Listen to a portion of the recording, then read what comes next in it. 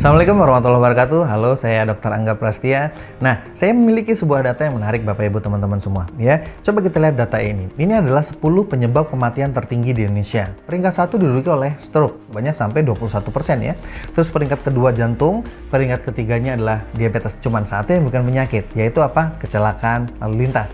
Artinya bisa kita simpulkan bahwa 9 dari 10 orang di Indonesia itu meninggalnya karena penyakit. Kalau kita punya riwayat keluarga yang sakit, misalnya diabetes ya, kakek kita atau orang tua kita diabetes, maka kecenderungannya kita pun nantinya akan kena diabetes juga. Nah, ini bukan nakut-nakutin, tapi karena memang penyakit itu salah satunya didasari oleh genetik. Nah, sekarang kita lihat data lagi. Ini adalah data dari penyakit diabetes. Usia 20 tahun, sedikit sekali angka yang terkena diabetes ya. Tapi coba kita lihat angkanya di usia 45 tahun. Makin naik. 65 makin tinggi lagi. Artinya semakin usia bertambah, manusia itu kecenderungannya, kita semua, itu akan semakin sakit. Begitu juga kalau kita lihat data-data ini ya. Hipertensi, kolesterol, obesitas, bahkan kanker. Usia semakin bertambah, maka kejadian penyakitnya juga semakin tinggi. Artinya bisa dikatakan bahwa dunia kesehatan walaupun secanggih sekarang ini, itu bagus sekali, canggih sekali dalam melakukan pengobatan. Tapi bisa dikatakan gagal dalam upaya pencegahan. Kalau kita bicara pencegahan penyakit, harusnya angka grafiknya makin usia bertambah gimana?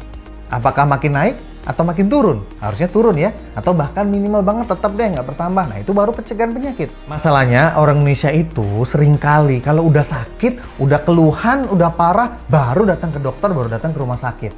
Jadi kalau kita punya anak-anak, cara paling gampang, cara paling pasti untuk membuat anak-anak kita nggak sakit-sakitan adalah kita cegah dari sekarang. Penyebab tubuh sakit itu ada 3, teman-teman semua. Yang pertama adalah dehidrasi atau kurang minum. Yang kedua adalah asam berlebih. Yang ketiga adalah radikal bebas. Kita akan bahas satu persatu. Ada penelitiannya, ada bukunya. Kita sudah tahu bahwa sebagian besar tubuh kita terdiri dari cairan. Salah satu buku yang dikarang oleh Dr. Dave Carpenter, judulnya Change Your Water, Change Your Life ya. Gejala-gejala umum dehidrasi itu salah satunya seperti perasaan lelah, susah BAB. Anda sering nggak BAB nggak teratur gitu ya, nggak setiap hari? Atau mungkin Anda pernah merasa nggak, Anda udah tidur rasanya cukup, tapi ketika bangun rasanya kurang segar. Nah, itu adalah tanda-tanda dari sel kita dehidrasi. Kebayang, jadi sel yang tadinya normal, sehat, lalu kalau dia lama-lama kekeringan, air itu nggak bisa masuk ke dalam sel, lama-lama rusak nggak selnya? Nah, ketika terjadi kerusakan sel ini, maka terjadi juga yang namanya penyakit. Apa solusinya agar kita nggak dehidrasi, agar sel kita nggak dehidrasi? Sebenarnya cuma satu solusinya, yaitu minum air. Ya, kita udah tahu. Masalahnya kita tuh minum sehari itu harus berapa sih yang sebenarnya? Ya, informasi yang kita dapatkan selama ini tuh minumnya tuh harus sekian gelas sehari ya. Ada yang bilang 8 gelas, ada yang bilang 10 gelas, ada yang bilang 12 gelas. Sebetulnya yang bener itu berapa?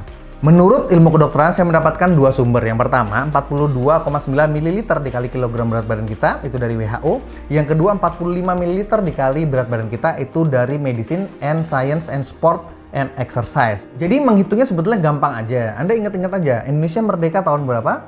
Tahun 45 ya. Ya udah, 45 ml dikali berat badan Anda. Jadi kalau Anda berat badannya misalnya 100 kg, 45 dikali 100 kg jadi berapa? 4.500 ml alias 4,5 liter per hari. Nah, dengan kita minum jumlah air yang cukup, maka insya Allah tubuh kita, sel kita akan terhindar dari yang namanya dehidrasi. Penyebab penyakit yang kedua adalah asam berlebih. Nah, kita perhatikan dulu tabel asam basa yang berikut ini. Rasanya kita orang Indonesia tuh selalu ketemu namanya nasi putih lah ya, gorengan, tepung ya. Tepung itu termasuk roti-roti, kue, cake, itu kan semuanya dari tepung ya. Terus belum lagi yang manis-manis seperti gula gitu ya. Nah, ini tuh semua sifatnya asam, bukan rasanya di lidah loh ya. Saya nggak bilang rasa di lidah, tapi sifatnya itu akan mengasamkan tubuh. Lalu makanan-makanan jenis yang netral seperti beras merah, telur, ya, susu, itu sifatnya netral. Dan makanan yang sifatnya alkaline atau basa itu termasuk buah-buahan dan sayur-sayuran. Hampir semua buah-buahan, sayur-sayuran sifatnya basa. Mungkin ada beberapa buah yang sifatnya asam seperti jeruk nipis gitu ya, jeruk lemon gitu ya. Tapi itu cuma asam di lidah, ketika dia masuk di tubuh, diserap tubuh, itu akan membasahkan pH tubuh. Emangnya kenapa dengan makanan yang asam? Kalau kita terlalu banyak mengkonsumsi makanan yang asam, seperti kata para ahli berikut ini. Yang pertama, Dr. Otto Heinrich Warburg. Dr. Otto ini adalah peraih Nobel Kesehatan tahun 1931. Beliau bilang, apa penyebab utama dari kanker? Penyebab utama dari kanker itu karena kondisi tubuh yang beralih dari metabolisme yang normal menjadi metabolisme yang menghasilkan asam.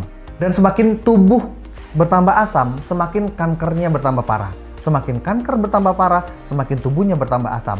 Maka kata Dr. Helmut Givlas dikatakan bahwa jagalah tubuh Anda tetap basah, jangan sampai asam.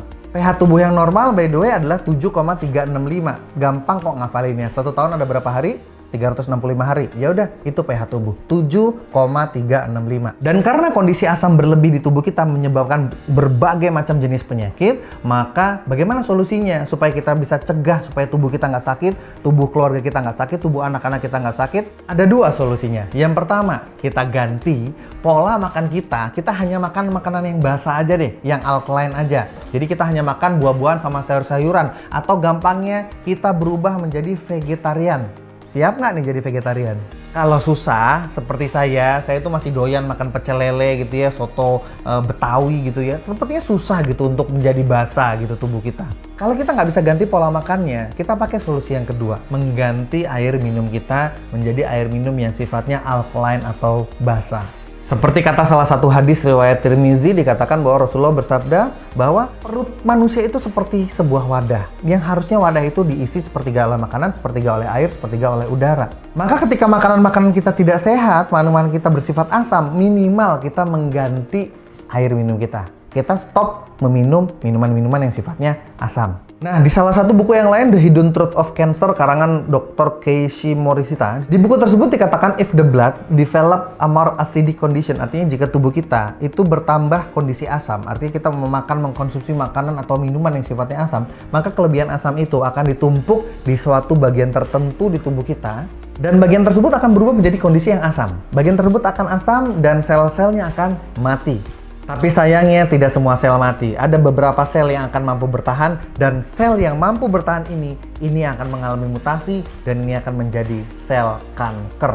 Jadi jika zaman dulu ada pepatah you are what you eat, itu sangat benar. Ya, apa yang kita makan akan berpengaruh ke dalam sel tubuh kita. Penyebab penyakit yang ketiga adalah radikal bebas. Kalau menurut Wikipedia dikatakan radikal bebas itu adalah molekul yang tadinya stabil, lalu elektronnya ada yang lepas, ada yang hilang satu gitu ya, sehingga molekul tersebut menjadi nggak stabil. Nah, molekul yang tidak stabil alias radikal bebas ini, dia akan cenderung mengambil elektron dari sumber yang lain. Karena kan dia nggak stabil, kehilangan elektron, ya kan? Dia ngambil elektron dari yang lain. Nah, yang lain ini dari mana? Nah, itu dia, dari tubuh kita diambilnya. Sehingga lama-kelamaan sel tubuh yang diserang oleh radikal bebas ini akan rusak, dan ujung-ujungnya apa kalau rusak? Dia jadi penyakit. Jadi bisa dikatakan radikal bebas adalah sumber dari sangat banyak penyakit yang terjadi zaman sekarang. Contoh paparan radikal bebas, salah satunya nih yang pertama, paparan SMF yaitu static magnetic field, ya ini dari sinyal handphone ya, 3G, 4G seperti itu ya. Jadi kalau Anda punya anak-anak, kalau bisa jangan dibiasakan untuk main-main gadget pakai sinyal 3G, 4G. Lebih baik Anda download aja videonya. Dan ini menurut penelitian Gottman et al. Tahun 2013. Lalu asap rokok, seperti kita udah tahu asap rokok mengandung banyak sekali radikal bebas. Yang ketiga yaitu radikal bebas berasal dari polusi udara, dan menurut sebuah penelitian, polusi udara itu 300 kali lebih merusak daripada asap yang berasal dari tembakau. Dan sel-sel dalam tubuh kita itu dalam satu hari diserang 10.000 kali radikal bebas yang berasal dari metabolisme sel itu sendiri.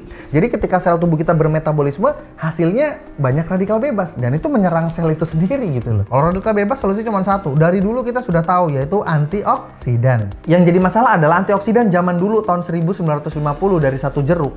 Itu kalau sekarang itu harus kita makan 8 jeruk.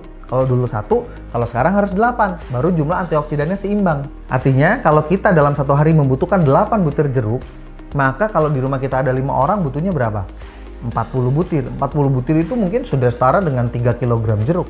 Dan itu adalah kebutuhan antioksidan Anda harian. Jadi kalau kita resumekan semuanya, yang pertama kita harus minum dengan kebutuhan yang cukup, yaitu 45 ml dikali berat badan Anda. Yang kedua harus minum air yang bersifat alkaline atau basah. Yang ketiga harus minum air yang bersifat antioksidan. Artinya, kita harus minum air yang kualitasnya terbaik di dunia. Menurut Anda, apa sih air yang kualitasnya terbaik di dunia? Iya, betul, air Zam-Zam. Dan ternyata Allah Maha Adil, bukan hanya Zam-Zam aja yang bersifat ajaib dan bisa menyembuhkan berbagai macam penyakit. Ternyata Allah juga menciptakan ada mata air Nordernau di Jerman, ada juga Lourdes di Perancis, ada juga Nadana di India, Hitat Ryusi di Jepang, dan juga Tlacote di Meksiko. Yang mata air ini ternyata memiliki khasiat terhadap penyembuhan berbagai macam penyakit. Nah, Anda buka PubMed. PubMed adalah pusat jurnal ilmiah internasional paling lengkap dan paling banyak seluruh dunia. Sekarang sudah lebih dari 30 juta jurnal internasional yang ada di sana. Dan kalau Anda ketik penelitian tentang Zam-Zam, itu akan keluar banyak sekali penelitian tentang air Zam-Zam. Ini adalah salah satu penelitian tentang air Zam-Zam yang ada di PubMed. Di sini kita bisa lihat ada karakteristik tentang air Zam-Zam. Dan salah satu hasil penelitiannya adalah air Zam-Zam ternyata pH-nya adalah basa. Dan ditemukan bahwa air Zam-Zam ternyata bersifat basa dengan pH rata-rata 8. Masih ingat pH normal? pH normal adalah 7, Zam-Zam 8. Dan para ahli sudah banyak yang menulis tentang khasiat air alkali. Salah satunya Dr. Theodore Barodi. Beliau berkata apa? Ternyata apapun nama penyakitnya, semua berasal dari akar yang sama, yaitu terlalu banyak sampah asam di dalam tubuh. Di sisi lain, Dr. Gerard Bresnahan, dokter kepresidenan Amerika Serikat, minum air alkali adalah solusi untuk membuat pH tubuh menjadi basa dengan mudah. Sehingga Anda tidak perlu repot-repot mengganti pola makan Anda. Di PubMed sendiri, kalau Anda search ketik keyword alkaline water, itu akan keluar lebih dari 300 penelitian yang sudah membahas tentang khasiat dari air yang bersifat basa atau air alkaline ini. Salah satunya adalah jurnal Trends in Food Science and Technology. Dikatakan bahwa para ilmuwan berhasil menemukan bahwa air alkali bukan hanya bermanfaat buat terapi atau pengobatan, tapi juga pencegahan berbagai macam penyakit berat. Selain itu, dengan penelusuran yang lebih dalam, ditemukan juga bahwa ternyata air Zam-Zam bukan hanya bersifat alkali, tapi memiliki kekuatan antioksidan. Itulah mengapa air Zam-Zam bisa mengikat radikal bebas dan bisa mengangkat racun-racun detoks tubuh sehingga tubuh menjadi jauh lebih sehat. Demikian juga dengan mata air yang lain, salah satunya adalah fenomena dari Nordnau. Ini juga ada penelitian tentang air dari Hita Tenryusui di Jepang. Dan semuanya mengatakan hal yang sama, bahwa air ajaib ini ternyata bisa mengikat radikal bebas, bahkan radikal bebas ROS, reaktif oksigen spesies, yang dikatakan sebagai antioksidan yang paling berbahaya di dunia saat ini. Dan air ajaib ini dalam bahasa penelitian, dalam bahasa medis disebut dengan istilah natural reduced water. Natural itu alami, reduced water adalah air yang mempunyai sifat antioksidan atau mengikat racun. Lalu para ilmuwan bertanya-tanya, bagaimana dong dengan belahan dunia lain yang tidak memiliki mata air ajaib? Seperti negara kita, Indonesia mungkin. Dan karena itulah para ahli mengembangkan teknologi yang dinamakan electrolyzed reduced water. Jadi mirip-mirip dengan natural reduced water, bedanya natural alami ini dengan metode electrolyze dengan kecanggihan teknologi. Dan kalau kita lihat beberapa jurnal ini, baik natural reduced water maupun electrolyzed reduced water, keduanya sama-sama memiliki kemampuan untuk mengikat ROS. Selain itu, keduanya memiliki kandungan molekular hidrogen yang berlimpah di dalamnya. Dan berkat molekular hidrogen inilah, air ini menjadi memiliki daya terapeutik yang luar biasa. Dan molekular hidrogen ternyata sudah mendapatkan perhatian serius dari salah satu lembaga penelitian dunia, yaitu Molecular Hydrogen Institute, yaitu sebuah lembaga non-profit yang khusus mendedikasikan dirinya untuk meneliti tentang kemajuan teknologi di molekular hidrogen ini. Dan mereka sudah mengumpulkan lebih dari 1000 jurnal penelitian yang mengatakan bahwa ternyata molekular hidrogen memiliki daya terapeutik terhadap 170 penyakit di tubuh manusia dan juga bisa menyembuhkan semua organ di tubuh manusia. Dan di zaman ini, molekular hidrogen adalah antioksidan terbaik di dunia dengan kemampuan terkuat, dengan molekul yang paling kecil, jadi dia bisa menembus langsung ke dalam sel dan langsung mengikat radikal bebas untuk ditarik dan didetoks, sehingga tubuh kita bisa jauh lebih sehat, keluarga kita lebih sehat, tercegah dari berbagai macam penyakit. Dan untuk yang sudah terlanjur sakit gimana? Ya ini akan sangat membantu penyembuhan penyakit. Selain itu, molekular hidrogen sangat murah karena terdapat pada air. Dan terapi hidrogen saat ini adalah terapi paling murah. Kenapa paling murah? Ya karena cuma cukup ganti air minum aja kan. Dibandingkan kalau sudah sakit, Anda harus berobat dan menghasilkan biaya yang besar. Nah, jadi sekarang silakan Anda lanjutkan membaca website ini karena kami memiliki penawaran yang sangat menarik untuk Anda di akhir website ini. So, tunggu apa lagi? Silakan Anda baca informasinya selengkapnya. Wassalamualaikum warahmatullahi wabarakatuh.